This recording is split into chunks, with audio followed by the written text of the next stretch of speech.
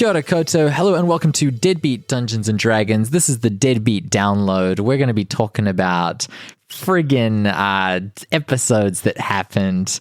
And those episodes, we're going to be talking about episodes, I think, 10, 11, 12, or 11, 12, 13. We're talking about all of the stuff that's happened in the Underdark. Wow. So We've done 13 episodes already? Yeah. Damn. Yeah. It's kind of sailed by, huh? By the time this comes out, it will be 14. But yeah, so I guess we could talk about a little bit about that as well. But yeah, let's try to keep it mostly focused to all the Underdark stuff. We're going to talk a little bit about that, and then also I've got some Q&A, some cues to be aid. Oh, sweet. We've Okay. got fan questions. Yeah, Fan mail? We have fan mail. Fan mail. Yeah. Wow. Yeah. It's like, what's his name? Blue's Clues. Steve, that guy. Steve. Yeah. That's a throwback. Does he read fan mail? Is that what his letters are? I forget what they are. We just got some letters. Yeah. I don't know. Surely they are. Does anyone remember? Yeah. Please. Or it's 5 connected stars to the and tell quiz. us. If you're listening, I remember that being like the hypest part of every Blue's Clues episode. Like, Yeah. like holy shit. as a kid, I was like, yo, this shit's goated. Yeah. Yeah, I did like, even though I was too old for Blue's Clues when it came out, I still liked it. Yeah. We're Which is- immediately so far off the rails. Oh, I'm sorry. We just instantly. I knew so that this sorry. would go off the rails eventually, but just Yeah. instantly into Blue's Clues. Yes, Not even I was so sorry. any mention of the episodes. Oh, Yes. you know what? Just on Blue, before we move on, Okay, sure, yeah. Bluey kicks Blue's Clues' ass. Never seen that. Oh my God. Oh, It's amazing. yeah, I've heard it's Okay, good. just moving on. Yeah. Yeah.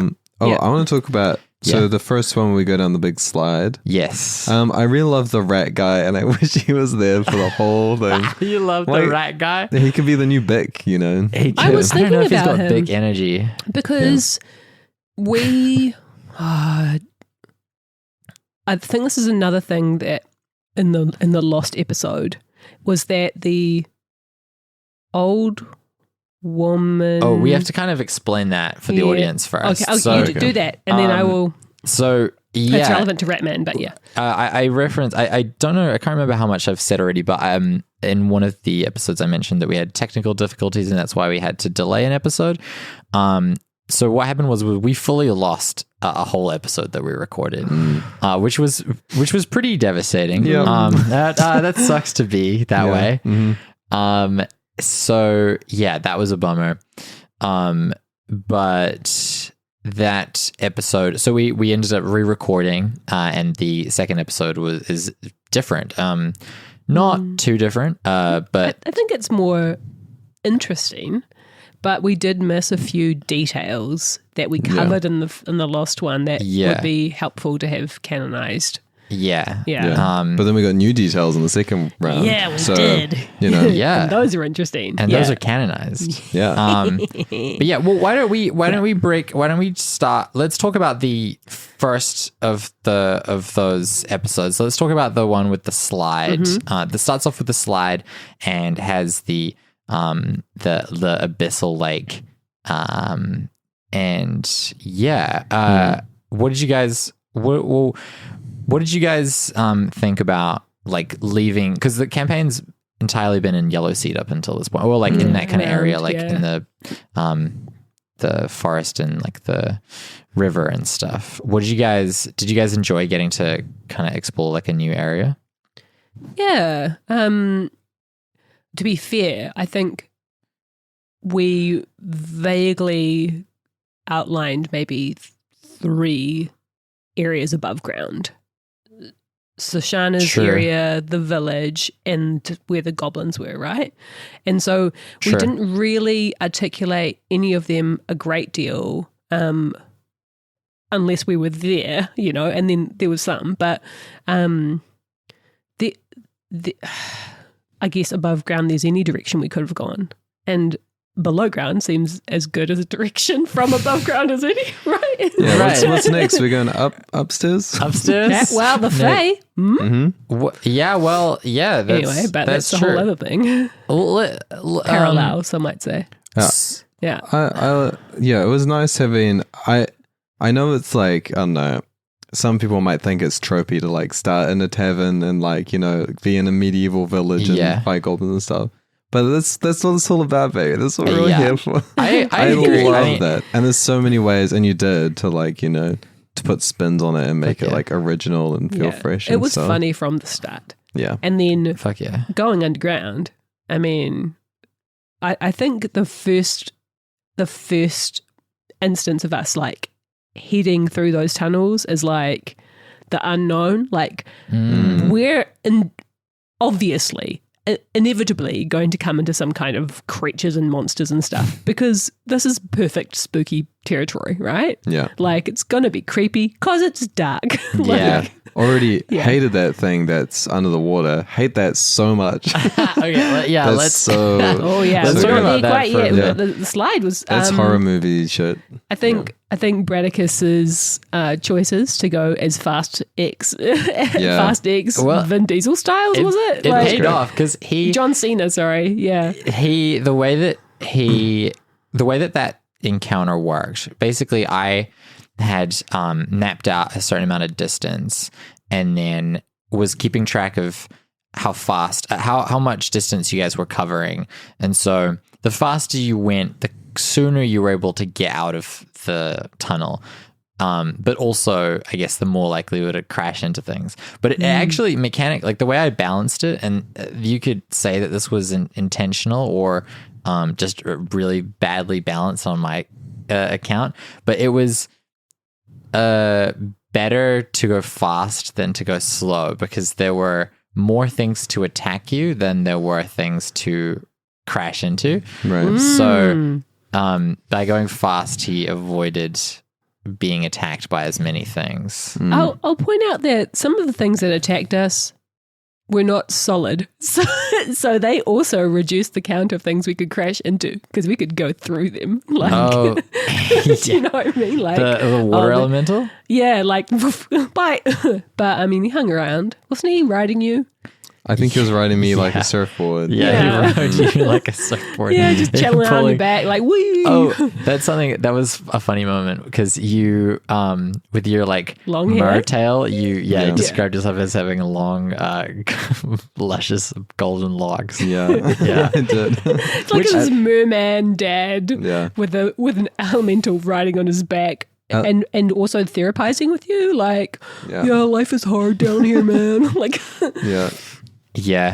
That was very fun. Elandy's probably the hottest character. Yeah. You think? Yeah, I think on probably, occasion. Yeah, of all time. He is pretty hot. Yeah. Well, I mean, we won't talk about it too much, but a little bit of sizzle that he may get hotter. He might get hotter. Yeah. Something might happen. You ever said that makes him hotter. Yeah. You didn't think it was possible. Oh, you know what? Maybe you just work off the dad gut by like being an adventurer. And make him less hot. Yeah. What are you saying about dad guts? Listen, stop it. Elandy's kind of like he's got like a bear physique, right? Mm-hmm. Yeah. Chest hair and stuff. Oh, yeah. Who am I talking to? Do you have a body comb or not, Zed? Like this. This is kind of relevant. I had an ECG today, which is where they like strap a bunch of electrodes and do they have to shave to stick them on? They had to shave patches in my chest hair to like stick them on, and it made me feel like. Looking at myself afterwards, I was like, it's like I'm Monsters Inc. It's like I'm the guy that got quarantined. That guy. They shave him. And they have these cone. It's like still itchy because they use these like blunt, like they use these like dry razors that they just like scrape the hair off. It sucks. Yeah. What was that for? Was that something serious or? Yeah, really serious. Okay. Okay. Well, we're smiling. You have to tell all of Wellington. No, it's not a big deal. Wellington? It's because I'm on like so many friggin' drugs. Right. It's because I'm too much of a Chad, and so they're like, your heart. We need to make sure it's chill. You're actually too fit, and we want to understand why. Yeah. Did the oxygen running on the treadmill thingy jiggy? Yeah, exactly. Yeah. Hell yeah. Let's talk about the lake monster. Yeah. No, but yeah. So Before the lake monster, I'm just going to say I did try and get AI to make a visual of Bradicus floating down in the void space between the slide and lake, and was not entirely successful because it tried to write a full comic and only had like him on land, which was disappointing. But I was going for the skinny legs, the faded hat boxes. Nice. And billowing robes. We and do just need, like wee. We need the fan artists out there to draw. Yeah, this we stuff. need some real artists. Some not these robots. We need some people with their pencils on the ground making us goddamn Bradicus art. Yeah, This should already be a comic. Huh? I mean, that'd be great. Adventure Zone, Critical Role, they got comics. Why not I didn't us? even know We're that. just as big, right? Yeah, legit. We're millionaires. Millionaire. But yeah, so when Bradicus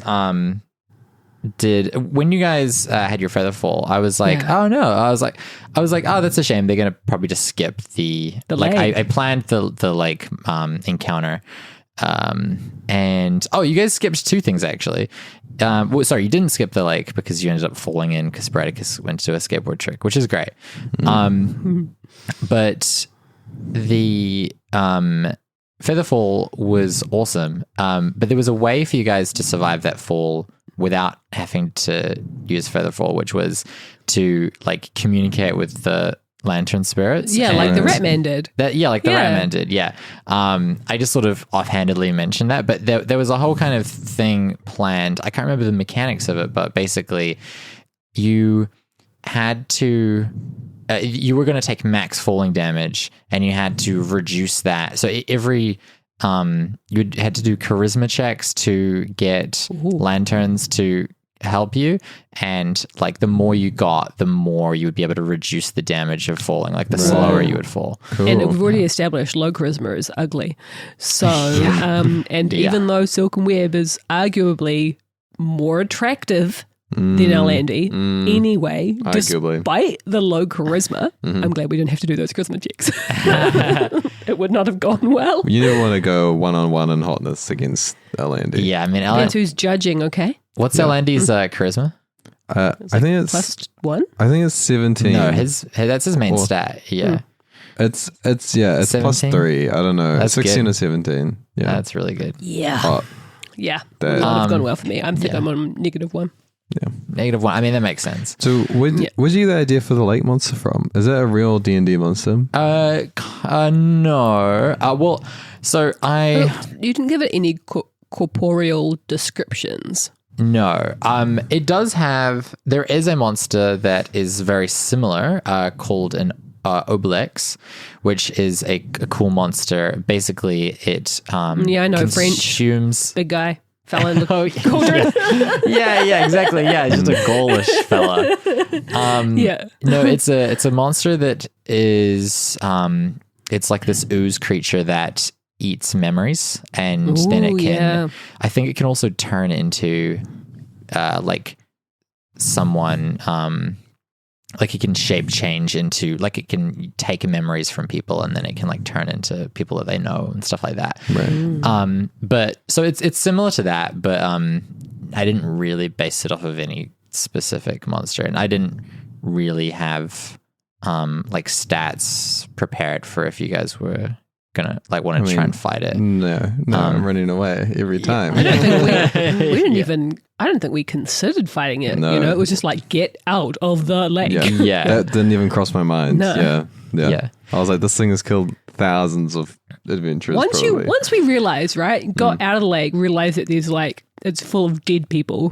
That's a good indicator that it was a nice choice. Yeah, you know, a fine choice to leave the lake. Interestingly, the lake wasn't just filled with bodies. It was also like, so the Underdark, and I kind of alluded to this, but never really said it too explicitly, but like the kind of, I see it as kind of like the like extraplanar equivalent of like the couch cushions. So it's like the cracks. It's like this place for like things that have been like lost and forgotten. So Things like that have fallen in there. Yeah. We could actually come out with something special. There might have been treasure in there. Yeah, I mean, that's like the whole, kind, and that's partly where like the head that Braddock has found, like that could be from any place or like even any point in time, theoretically. Like I imagine that just stuff just from the multiverse just ends up in this place. Wild question.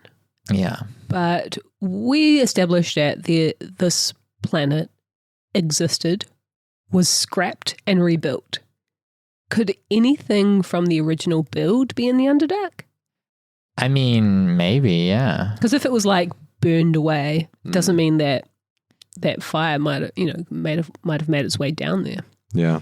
Yeah, well, I mean, if anything from the, I don't want to say too much about, like, I love you guys speculating on the future stuff, but I don't want to say too much because I know I've planned like a lot of stuff, so I know the answers. I don't want to spoil it. But I just love stuff like that. That's great. Yeah. Yeah. Well, because so like if anything from, the previous world was to survive or like be anywhere, it would probably be in the Underdark because that's where things end up when they're lost. That's cool. Yeah. Yeah.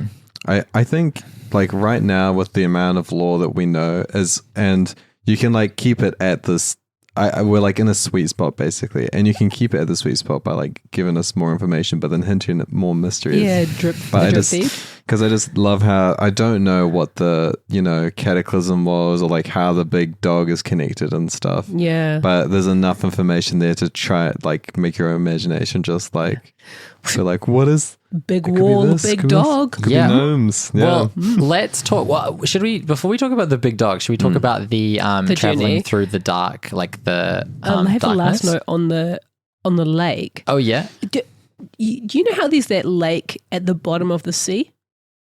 Right? Oh yeah, it's like kind of getting that denser vibe, water or right? something. There's a sense of being That's so when you're stupid. down in the dark, you might as well be at the bottom of the sea, right? And Yeah. then there's still something deeper and darker there. Yes. And it's like that's what the lake is like. True. There's It's this other thing. Yeah. well, Yeah. that's kind of And just that's kind of segue. like That's kind of what the dark area that you travel through. It's kind the of dark like Underdark, the Underdark dark. yeah, it's like the Underdark equivalent squared. of the like in the ocean where there's like all the anglerfish. It's like already it's like the midnight zone. yeah, exactly. That I liked the idea of it's kind of hard to do dark, like it's kind of hard to use darkness in D&D as like a device just because like a lot of races have dark vision, and then you also have spells that can create, you've got like a cantrip can create light. It's like pretty easy to create sources of light. Except for when you can't use light. Yeah. Yeah. So I was like, it would be really fun to just do like which is an interesting challenge when you're trying to describe stuff as well, because you don't have a lot to go off because you can't see anything. Yeah. But yeah, it was interesting for a session. Yeah. I thought. I think it was a really nice sort of vignette on teamwork. Great. How can we work together, staying close together, also not dying or falling or getting otherwise injured as much as we could avoid, whilst not being able to see where we were and how exactly where we were going. Yeah. Well, that's and excuse the pun, but it was also a fun way to have Silk and Web shine a little bit in the dark. Because it was cool. I did like the imagery of like Silk and Web with the orb, like this like very important thing that you need to get through there, and then like Bradicus with his staff and like LND casting guidance and stuff. Like it was it was cool teamwork. Yeah. We're all tied together, literally. It's have you ever done like a glow in the dark party? No. So probably. you wear like glow in the dark body paint, and you have like glow sticks, and the lights are fully out, right? If you take And everybody's pictures, naked? Yeah, and everybody's hot and hung. it's optional, probably. and then the one I was at, But you no, can't tell because the unfortunately. lights are out. But yeah, but you just know that they are. oh, you hope. But anyway, but it's kind of like if you take pictures in that situation, no one can see what anyone else is seeing.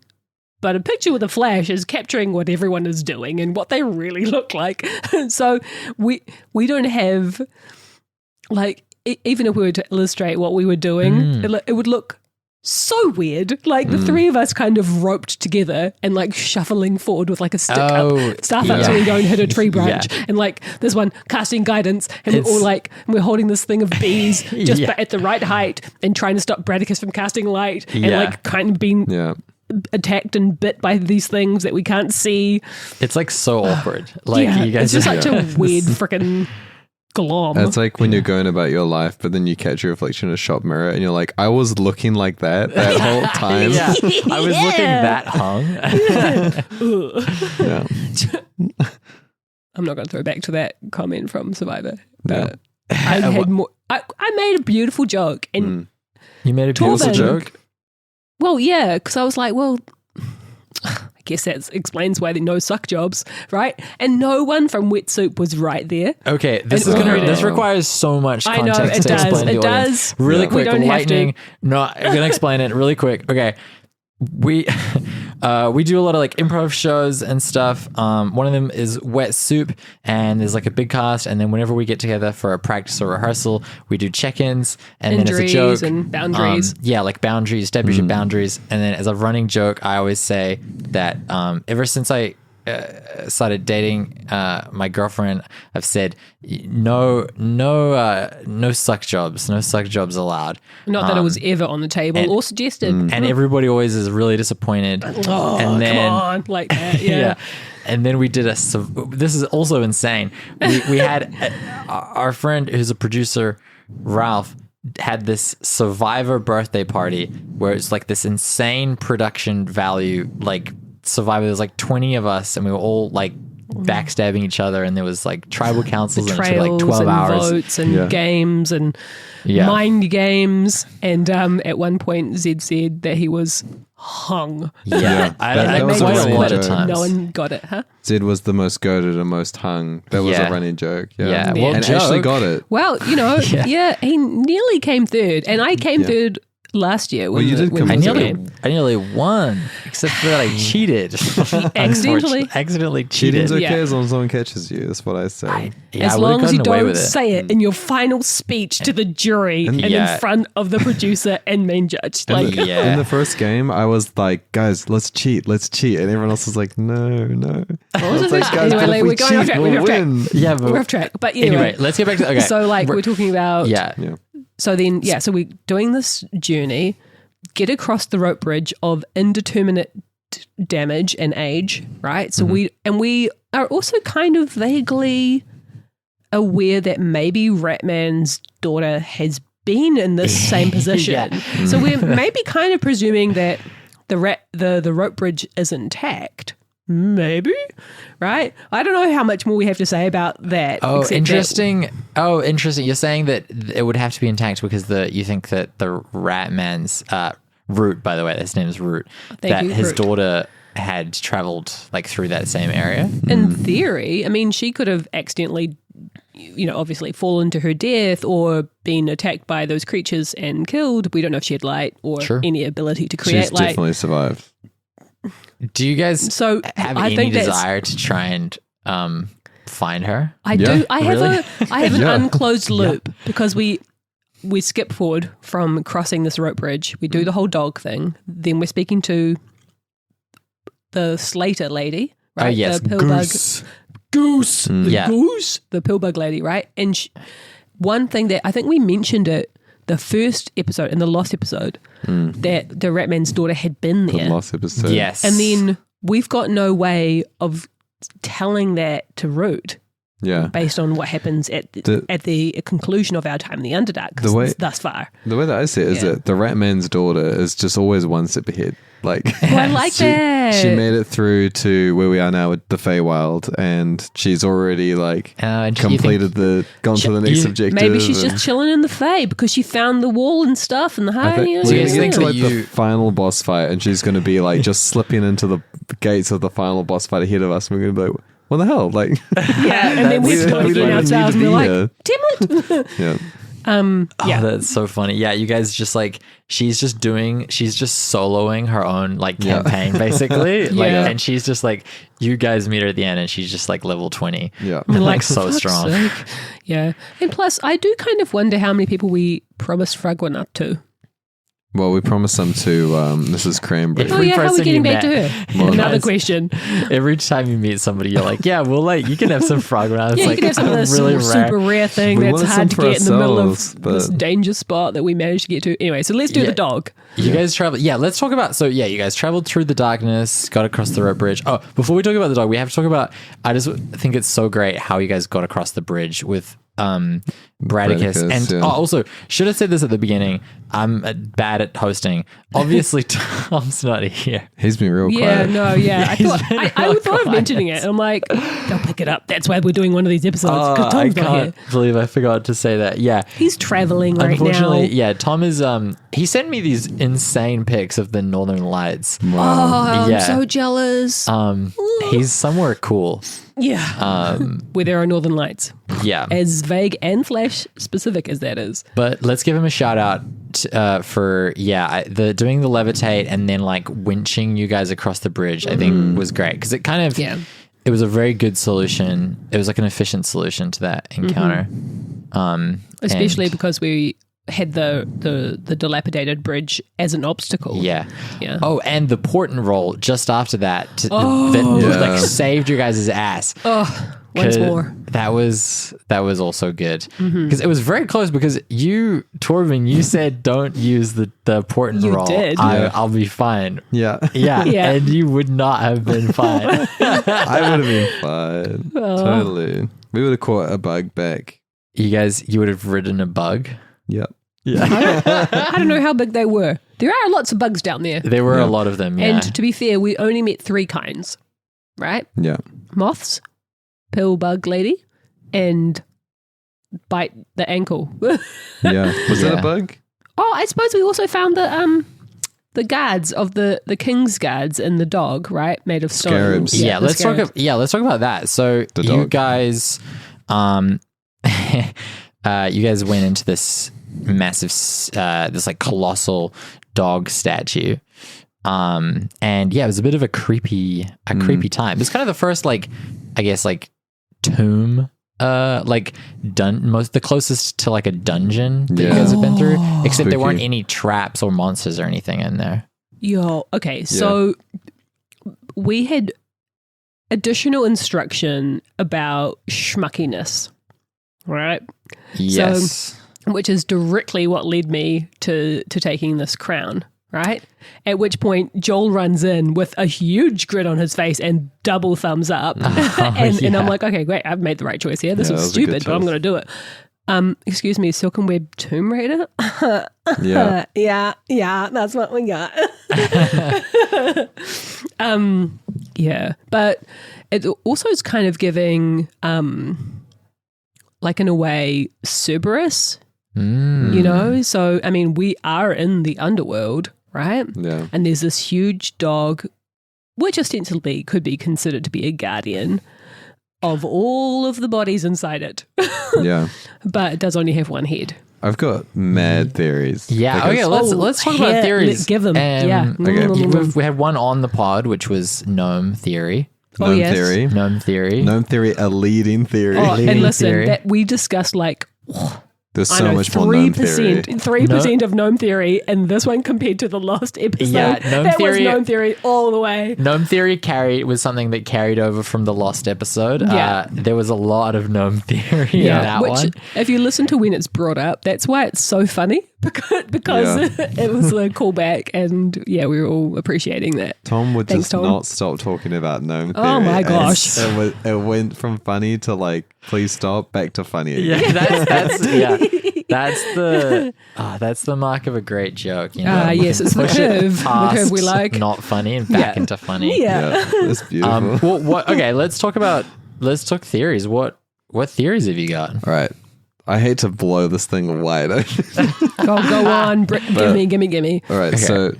So Silkenweb saw a big cat, right? Yes. Okay. But to be fair, a big black cat. which I just assumed was the cat god. which I think is bust. But it was also, I mean, I was under the influence of at least one thing in that fight because of the spores, I believe. But it was also in the distance. So it does make it kind of hard to perceive. It was probably even bigger the than size. Yeah, it might have been huge. So you got big black cat, big black dog? Yeah. Yeah. I'm assuming as well that my cat would have been walking like a tabaxi, so hind legs, right? Walking like a person. Whereas this dog, I was thinking, I was kind of trying to imagine whether the dog was like just on all fours or sitting. This dog was on all fours. This dog's definitely on all fours. Okay. This is like the cat. I was imagining like one of those things in a like windowsill. Those waving cats. That's what I was imagining. What are these? Yeah, you can't see on the podcast. The welcome but cat. The welcome kitty. luck cat. The luck cat with the paw that waves. That's what I was imagining. Originating in Japan and widely popular throughout Asia. It's exactly like that. Yeah. Is it really? No, it's like a Hello Kitty. I was not thinking of that. I was thinking It's of like a Hello Kitty. Yeah. I was It's a thinking more giant like head. the silhouette of like Black Panther, Oh yeah. but like much Right. more elongated Like a and humanoid without any cat. feature because it had like light coming from behind it, so you couldn't really. Like See. a humanoid, lanky cat. long limbed. Yeah, that's what I What was is thinking it? of. Tell us. Well, so the way that I believe I described it originally, the way that I picture it is, the vision you were having this, it was like this trippy kind of vision, and you basically saw like an amber, like haze, like a bright amber plane. And in the distance, you just saw like the silhouette of like a cat, like a just ginormous cat. Yeah. Yeah, well, I'm thinking there must have been something that makes me. But when did you Maybe see it's that? a sense of its size rather than actual perception. If you're only seeing like this background and then the silhouette, What triggered you to see that? the spores. What spores? This was when. I was about to die. Yeah, this was during the fight against Yeah. the vine. Yeah, with the like, skeletons You were and about the. to die. Yeah, maybe it's like a. More my theory is getting more solidified. All right, so Oh, Okay.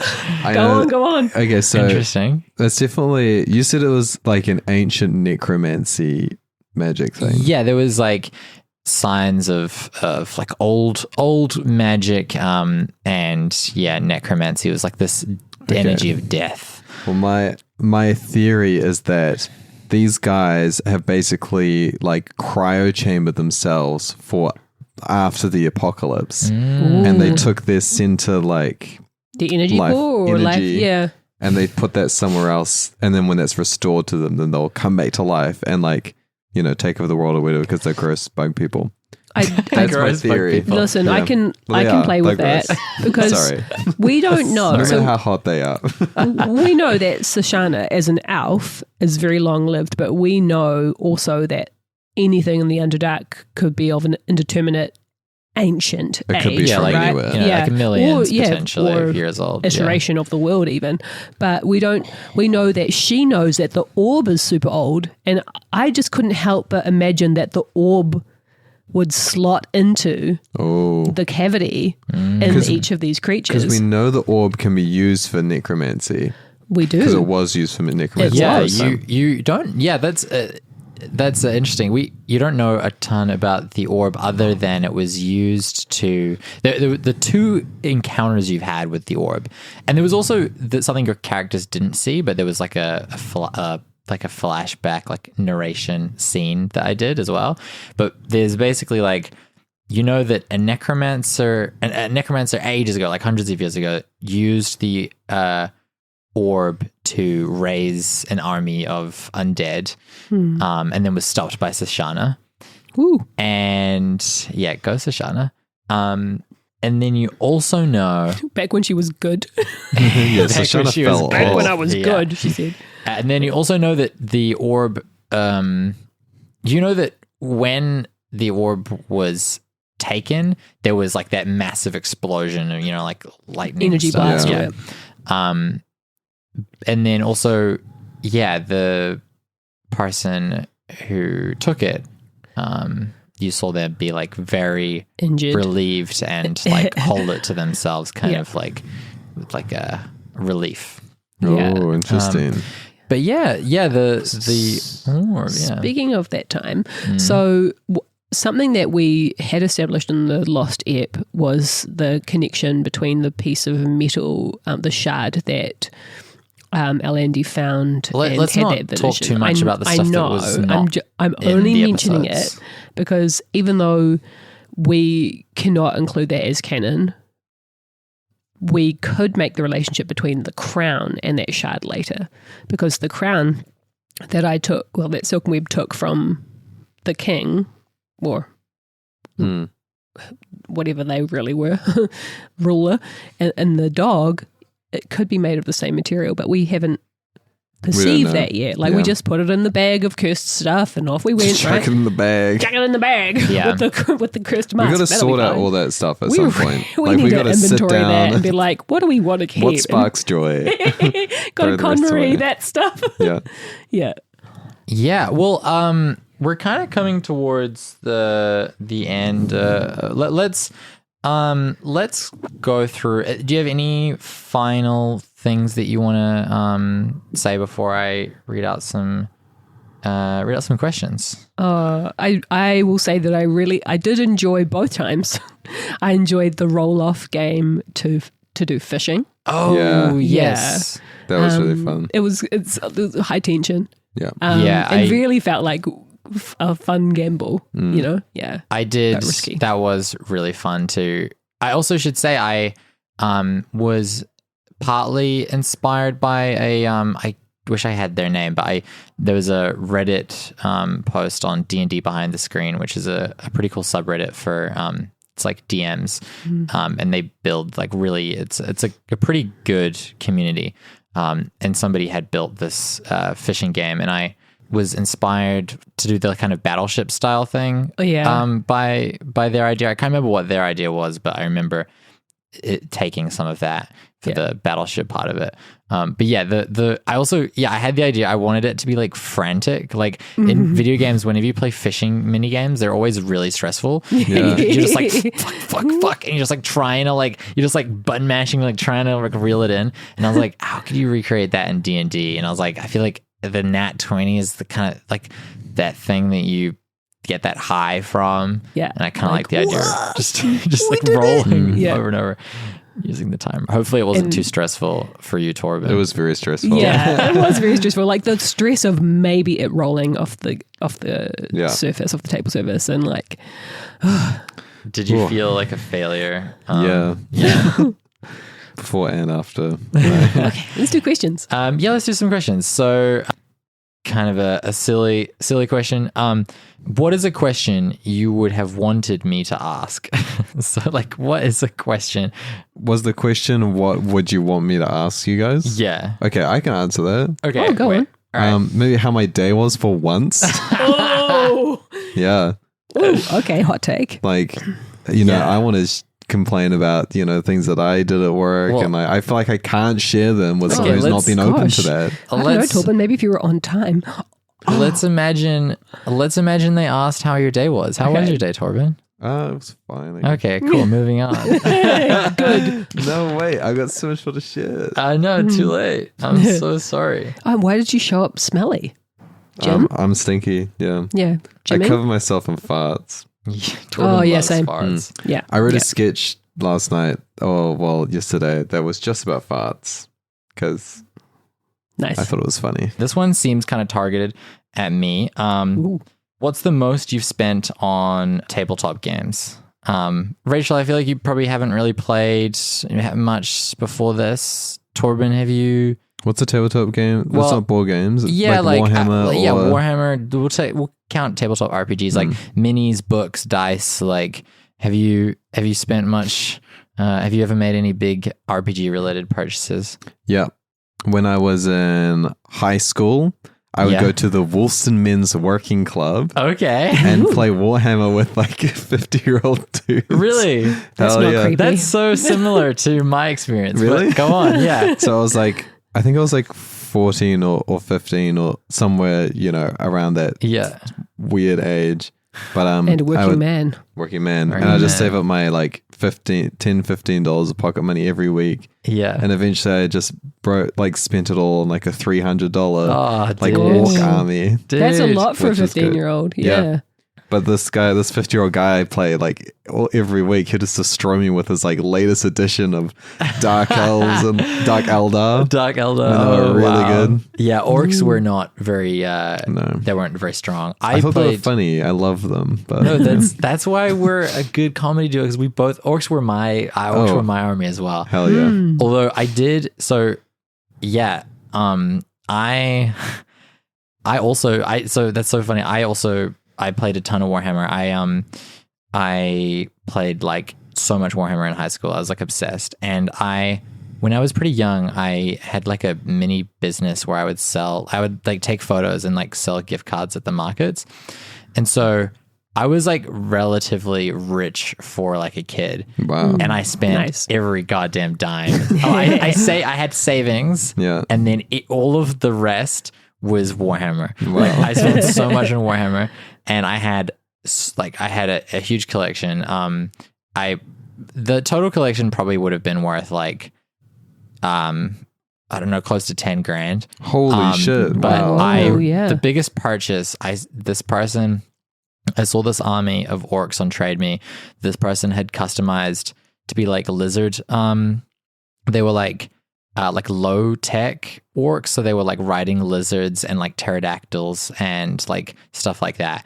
And they were so cool and like so well built and painted. And yeah, I think I spent like $700 on this army. Wow. Were you guys painting your own stuff? Yeah, I painted all my Badly. other stuff. I'm sure that I would do quite well in the painting aspect, because I can sit with detail and I just wanted to have it painted. Yeah, I wasn't Yeah. enjoying the painting process myself. Just make it be coloured already. Yeah. I do realise I did spend some money, not for these games, like D&D and You played Magic Warhammer. the Gathering. Yeah, so I still have some Magic cards. I spent quite a bit more on buying them for JP, shout out, who still has quite a good collection and just isn't playing them. But yeah, no, I still have a set also, I think. Yeah, and I was thinking about dice and stuff. You gave us a set when we started here, started this campaign. Thank you. Yeah. I got a set for my birthday, some brass ones. They're cool. Nice. And then I think I'm not sure if I bought JP a set, and then they somehow have also become mine. But I just like my backup ones at home. Yeah. But otherwise haven't had to. I don't even buy board games. I just keep getting given them. So hell yeah. So I've got a few at home, but board games, not a lot. They just do seem to appear sometimes, in your house. Yeah. Let's quickly do one last question just before we wrap up. Yeah. Just to get in a little bit of campaign related question in there. Okay. So this one is Zed got paid out for olives and peanut butter, but what is El Andy's weirdest snack? And we could probably extrapolate that to we could do Silken Web and El Andy. What's like that's something they like characters to eat? Or characters? Okay, characters. Yeah, because I feel like we haven't talked that much about I have to create it, don't I? Okay. I have to be in character, I think. It can be a normal food, So you had olive. That was your thing, right? Me in real life, I have been known to enjoy olives and peanut butter, but what's your character's like equivalent? Like what are your snacks? What did you have it on again? On like particularly I was being made fun for the rice cakes. Yeah. Yeah. That is weird. I haven't tried it yet though. El Andy's favorite. It doesn't even have to be like weird. Food. Like I reckon, just his specific. Yeah, I reckon just like what's their favorite food? Favorite food. Well, I hate to say it, but it is fish. I was going to say it's got to be fish. Ellie likes to eat I would fish. love if it wasn't fish, because like, then it'd just be like, what? Why not fish? You'd be like, I hate fish. I think fish he and was sushi chips. guy. Alan's kind of Sushi? weird, not weird, but like his guilty pleasure food that he really enjoys. That's gonna be Twinkies. He loves to eat Twinkies. Twinkies. Yeah. Oh yeah, that checks out. Interesting. And it's kind of food that doesn't exist in. that doesn't exist. Or no, you could say cream cakes. He loves to eat little cream logs. cream logs. Sponge It's logs. like an empire. It's like this. Sponge fingers. Cream Super filled sponge popular. fingers. There you go. That's it. What do they do? I guess they would have to make Chicken it pipe. fantasy themed. He Yeah. eats bread rolls filled with cow's cream. I thought you were going to say bread filled with cum for some reason. Yeah, that was going cream. weird It's too for some cum reason. Yeah. Okay, what about silicon web? Okay, I'm going to say that Silkeweb likes chocolate crickets. Chocolate Oh, yeah. crickets. Yeah. That fits. Yeah. Interesting. Cats love eating crickets and like bugs and stuff. Yeah. Yeah. Yeah. But Just this is for still a fun. teenage girl, so that's a chocolate cricket. Yeah. Yeah. Okay, cool. All right, well, lightning round. Let's just quickly go around. Favorite moment from the last few episodes? Oh, Um, there's nothing. I hated all of it. I would say I really enjoyed Bradicus being in the lake and reliving his memories. Oh, the flashback. Yeah. it was really Bradicus's cool. character is just I just love having him try to come to terms with anything because of how in denial he is the rest of the time. Yeah. Oh like, yeah, the it's whole just beautiful. the ice wall situation with the heart. The and ice thing was that's also fantastic. Also yeah. in denial. Yeah. Yeah, Yeah, I did I do enjoy that section Yeah. and saying, It's gold mine. yeah, and saying that Silkenweeb watches Alandi while he sleeps, That Oh, was which is meant to great. be. It was meant to come off as watches over. oh, that makes sense. Yeah. because it's That makes so more sense. creepy. Yeah, but no, and I was like, this is such a big weird reaction to that. Like, and then I realized that mean- might not have come across the way I wanted. Yeah, it's still kind of weird. Yeah. I would say I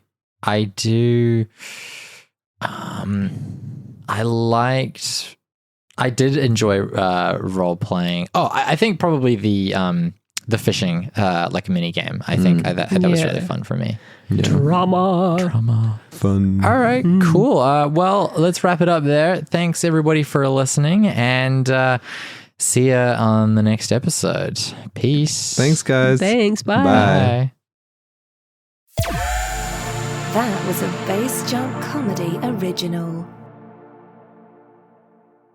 It's cooked.